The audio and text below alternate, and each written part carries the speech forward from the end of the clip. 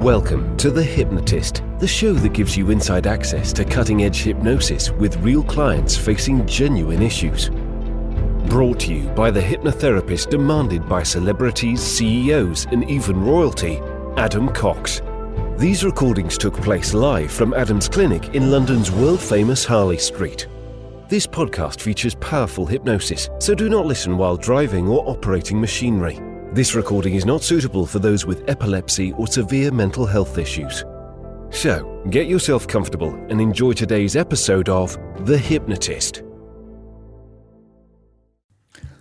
Hi, it's Adam here, and in this episode of The Hypnotist, you're going to be listening to a hypnosis session created for a client that was really feeling that they weren't able to be themselves. They weren't able to speak their truth. They weren't able to be authentic and the genuine way that they were with the world.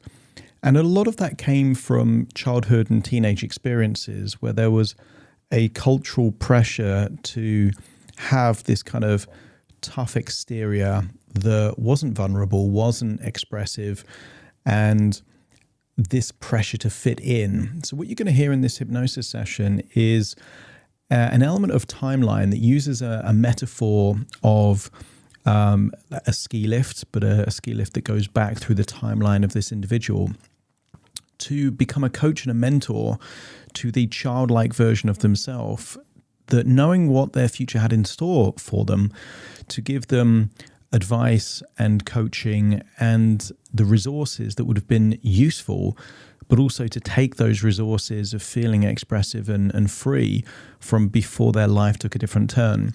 I think if you feel that you are not worthy to be authentic, you might benefit from this session. But obviously some of the references are very bespoke to the client that I was working with. So if you feel that you're not able to speak your truth, probably worth clicking the link in the show notes to schedule a free 30-minute consultation call with me, and we can explore what that might look like for you using hypnosis for you to be fully 100% yourself. For now, though, find a quiet place where you won't be disturbed, relax, and enjoy the session.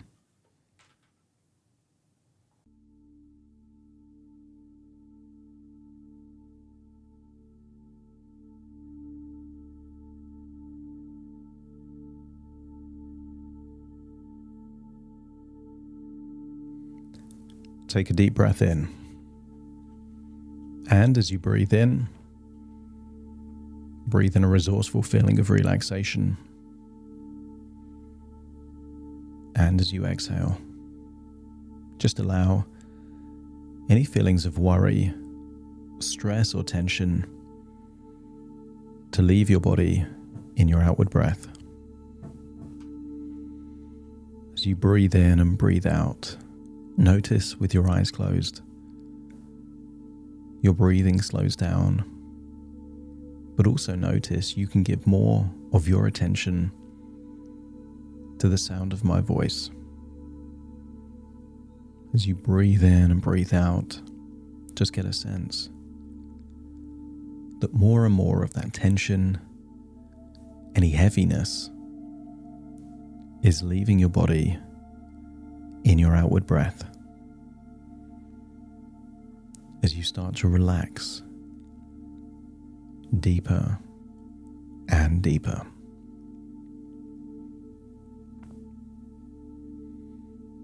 I want you to use the power of your imagination to imagine a snow globe, maybe big enough that it requires 2 hands to hold this snow globe. And in the snow globe, I want you to imagine there's a mountain range. And as you shake the snow globe, all the snow goes up in the air. And then as it falls, it reminds you of a beautiful mountain. I want you to use that power of your imagination to imagine that you're drifting into the snow globe. And that suddenly there you are on the side of a picturesque mountain with fresh snow, no marks,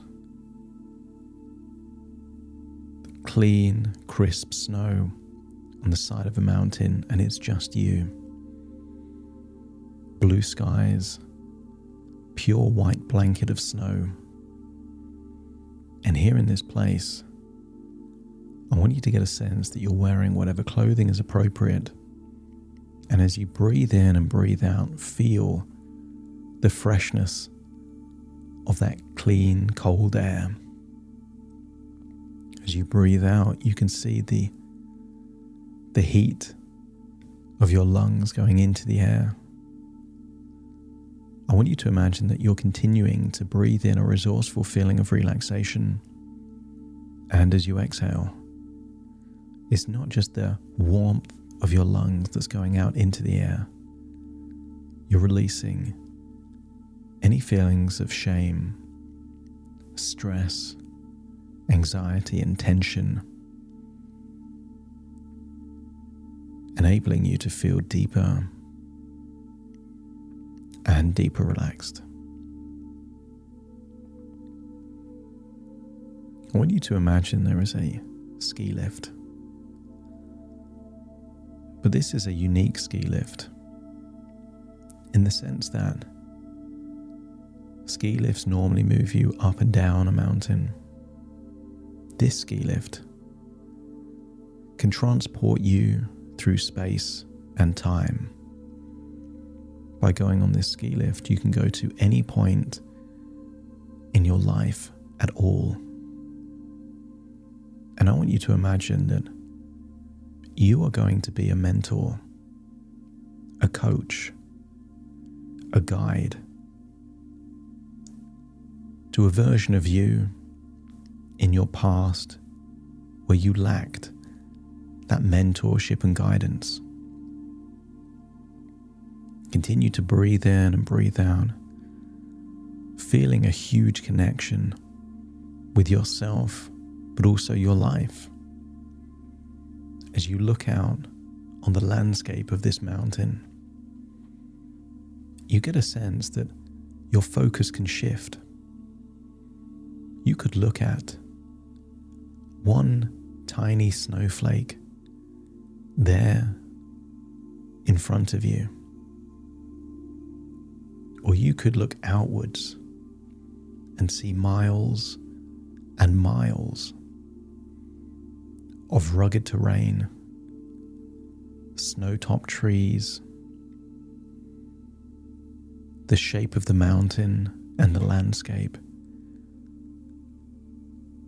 and that never-ending blanket of snow.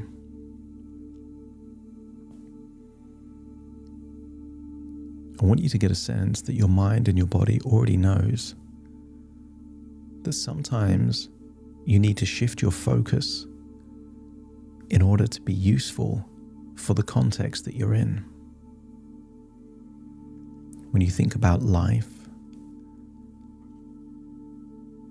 you have the big picture. When you make a decision about one tiny area of your life, you need to focus on the details. Hold on to that thought of being able to zoom in and zoom out as you imagine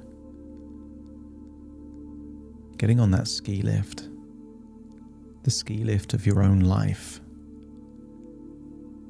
and feeling how it feels to look over your life going backwards in time, like you're looking at your life from the perspective of a ski lift, seeing the beautiful landscape beneath you.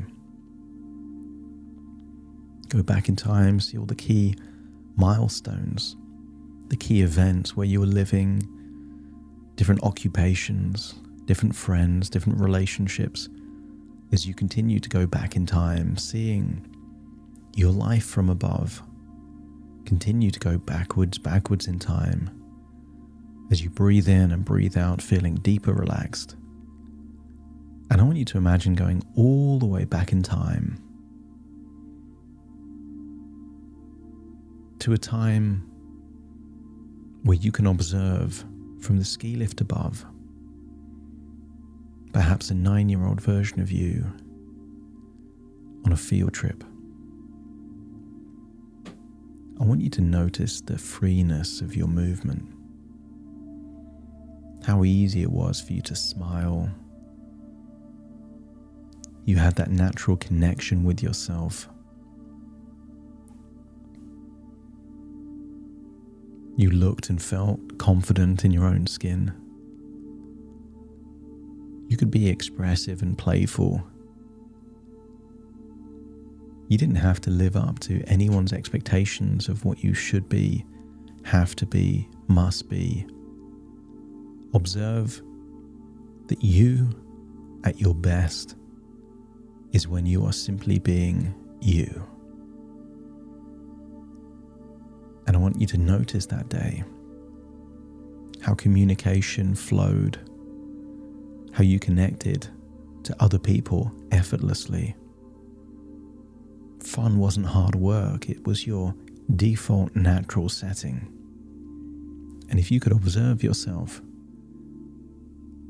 with that energy, with that way of being, looking and feeling free, just let me know by nodding your head.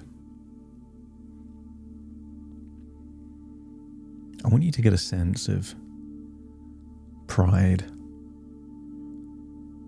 admiration, that this young version of you had the confidence, the courage to be 100% themselves. And that by being that way, good things happened.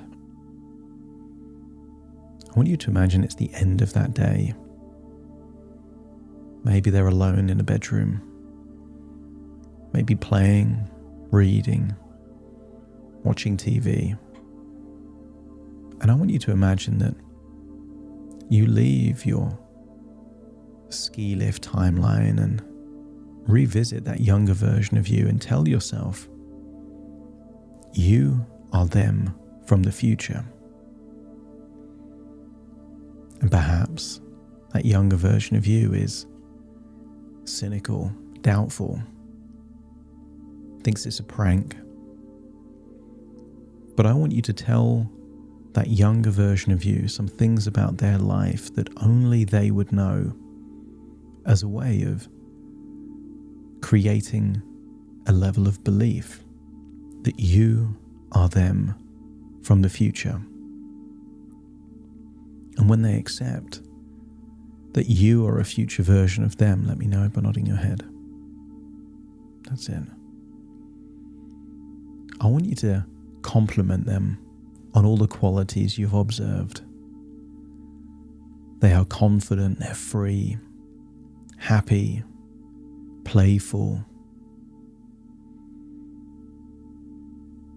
But I want you to tell them that they will face challenges, external pressures, some from people, some from the culture, some from looks or sayings.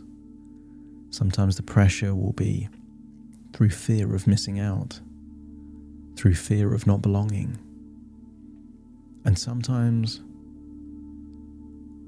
it will just play on the natural insecurities when a child moves into teenagehood.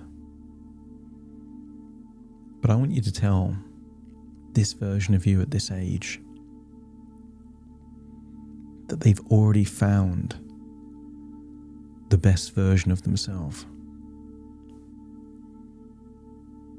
and to resist the temptation to change lane, to change tact. I want you to tell them that if they fall into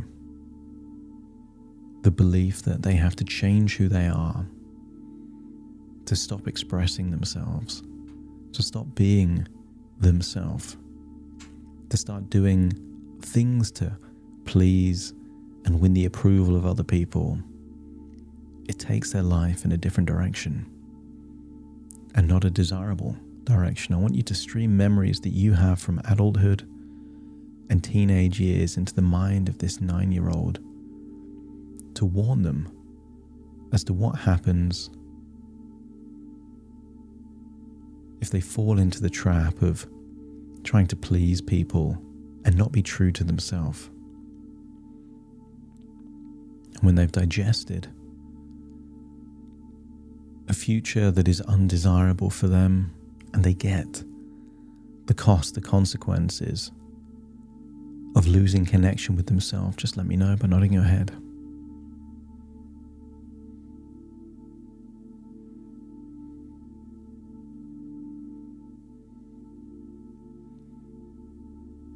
I want you to tell this child that they are enough. They don't need the approval of other people.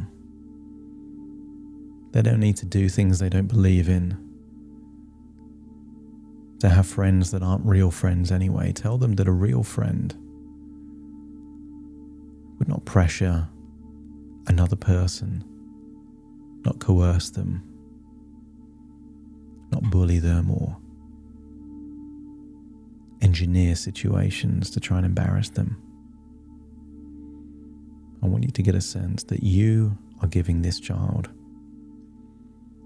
not just intelligence and wisdom from future moments, but I want you to give them courage and complete self-belief that they are already enough.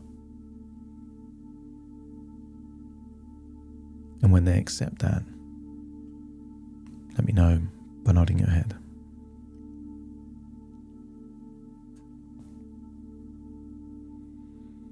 In the same way that you are giving resources to this 9-year-old version of yourself, imagine that they are giving you a resource back. That lightness they feel, that confidence and comfort of being in their own skin, that ability to speak their truth and be who they are. I want you to imagine that they're handing you a gift. A ball of energy. Feel it in your hand, the weight, the power of that energy. Feel yourself pulling it to your chest. Feel it absorb into your chest and feel that lightness, that inner self-belief, that reconnection with yourself that you've been missing for so long. Feel it resonate with every cell in your body. And I want you to tell this child thank you, and that you will be there to help them. You're going to be a mentor, a coach to them, to guide them through their challenging points in their life, particularly where they are pressured to do things they don't want to do. I want you to hug this boy. Tell them that they are enough, that they don't have to change. They've got the courage and confidence to face any pressure in the future. Tell them that you believe in them. And then climb up into your ski lift and go forward in time, perhaps just a few months, to a moment in time where a version of you was pressured to do something that you didn't want to do. But I want you to observe that you're handling it different now. You can see yourself standing at the top of a staircase. And the more that other people try and pressure you, the more determined you become to follow your own path. As you observe yourself, they're laughing, trying to identify insecurities, maybe threats, maybe teasing. But notice that no matter what they do, that version of you is now on a different timeline. They do not bow to the pressure.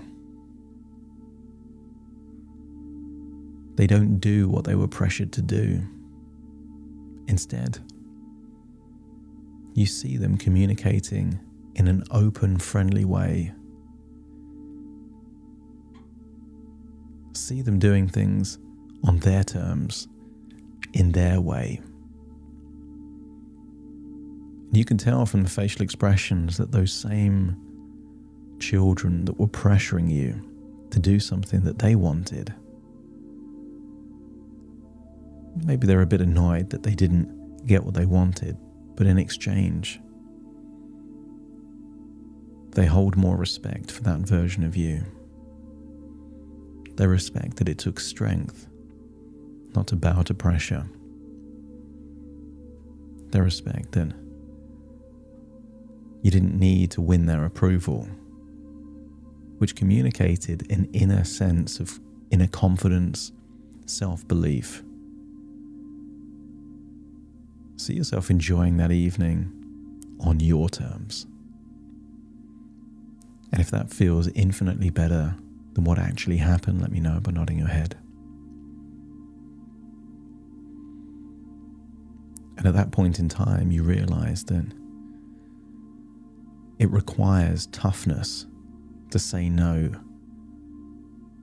to other people. It requires strength, the kind of strength that certain communities would be proud of. Someone that sticks up for themselves, follows their own path, has that sense of identity even at a young age. And you realize that is true strength. That is true mental toughness. To be yourself, no matter who's around you or what the circumstances are. That you follow your path in your way, on your terms. You get a sense of pride seeing that your coaching has already helped that version of you in that timeline create a different, stronger version of yourself, and then go forward perhaps 2 or 3 years in time and see a time perhaps when kids at school were pressuring you to do other things you didn't want to do. You're observing from above and you can see that the changes of the past have taken you on a different trajectory. Maybe hanging around with different people, but imagine that there's a version of you, maybe 12 or 13 years old, that is pressured to do things that didn't feel right at the time. And look how confident you look, how self-assured. You don't have to be rude, you could even be playful, but see that you are not bowing to any pressure. The way you walk, the way you talk, the way you move, you exude confidence. And maybe you're influencing other people rather than being the one influenced. Or maybe it's a different scenario. But see a version of you living your teenage years on your terms, in your way that aligns with your truth, your values, your beliefs. Not doing things to fit in, not doing things out of fear or insecurity. Living your life on your terms. And if you're seeing that version of you live life the way that you would have wanted to have lived life back then, let me know by nodding your head.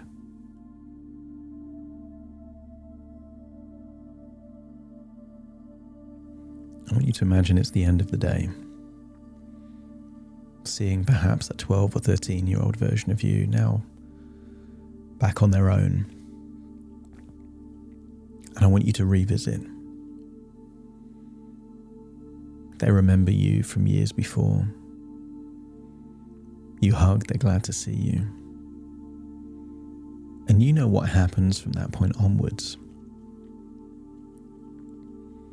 What happens when you were 13, 14, 15, going into adulthood? You know how tough those years are. And I want you to give that version of you all the wisdom, all the insight. Congratulate them on the man that they're becoming. But give them more coaching, more mentorship that would take their future self into powerful, positive directions.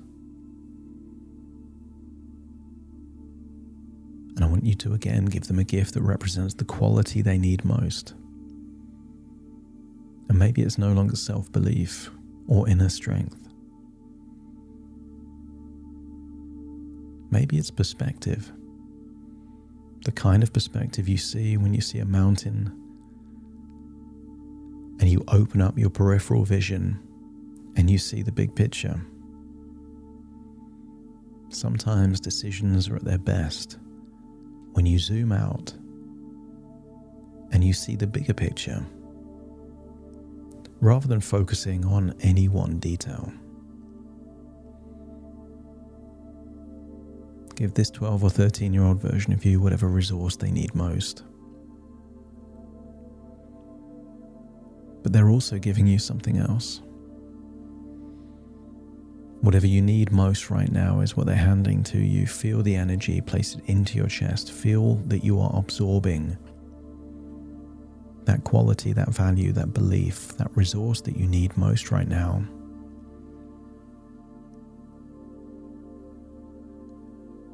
The purpose of changing the past is that when you change the past, it ripples through time all the way up to the present, into the future and beyond.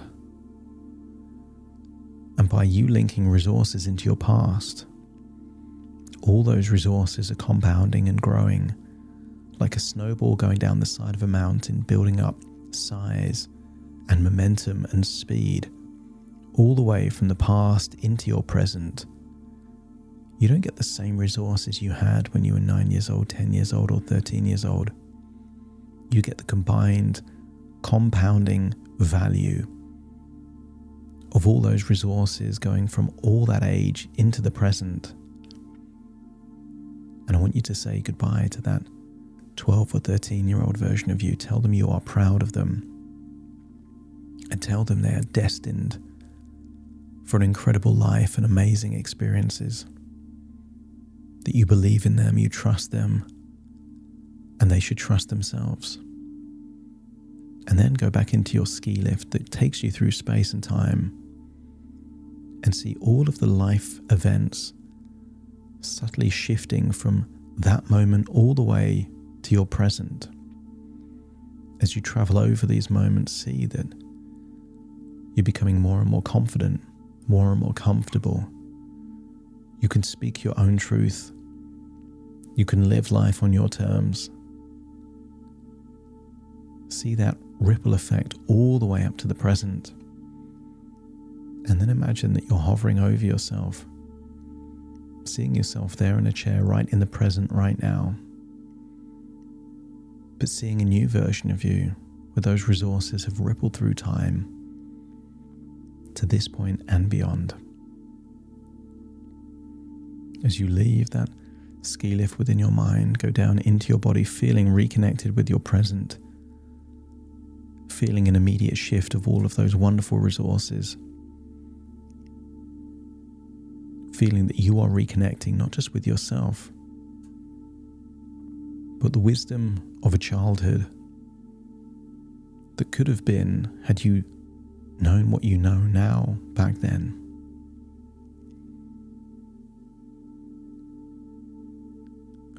Take a deep breath in through your nose and out through your nose. Wiggle your fingers, wiggle your toes, get a sense that all parts returning to the present, particularly the part that allows you to speak your truth, enables you to feel free to express whatever needs to be expressed. And notice you've let go a lot of that heaviness. It's simply not there. Feeling lighter, freer. Like your body is now 50% helium and you feel that lightness. As I now count from 1 to 10 to awaken you, you will awaken feeling light, feeling connected, feeling that you have permission to be 100% yourself. Starting to count. 1, 2, 3, waking up. 4, 5, 6, more alert. 7, 8, open your eyes, open your eyes. 9, 10, wide awake, wide awake, wide awake.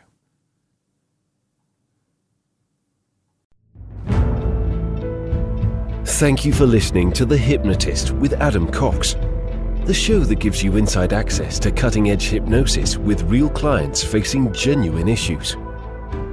To automatically receive the latest episodes, please subscribe. If you'd like to support the show, please share this episode with just one friend you think it could help. And if this episode helped you, please leave us a 5-star review.